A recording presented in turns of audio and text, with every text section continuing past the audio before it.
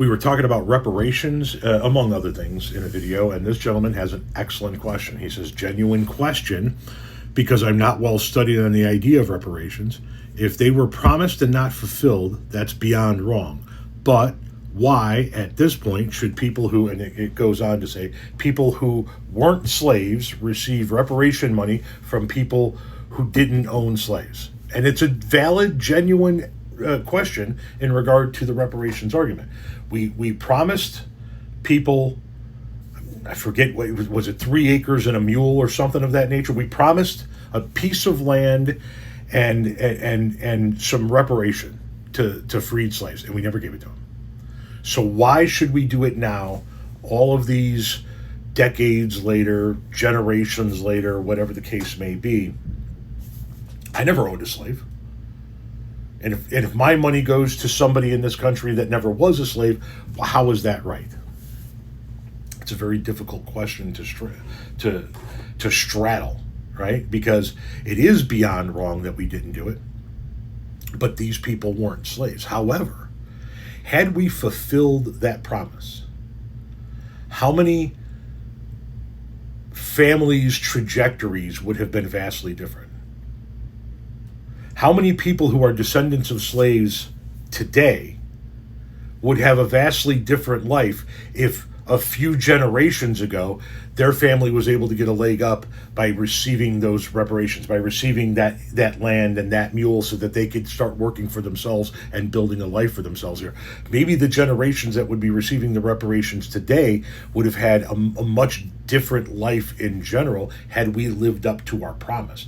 And I get what you're saying, and I don't think that you're wrong when you say it. When people say, well, I never owned a fucking slave. Exactly. I've never owned another human being in my life.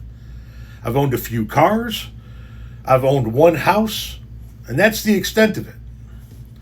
And you asking for reparations as a descendant of a slave, you were never owned by anybody. You were never forced to be in the fields. However, I come from a line of people that never had to struggle with barriers placed in front of them based on the color of their skin, and didn't start off at a place that was behind the 8 ball, so to speak, because they were a slave that was being freed and were not given the money or the land or the equipment that they were promised. And that person might have had a vastly different outcome. Maybe their parents or their great-grandparents or whatever the lineage is would have done more with their life had we fulfilled that promise and been able to pass on that generational wealth that so many white people get to experience. And here's where the white people are going to come out of the fucking woodwork.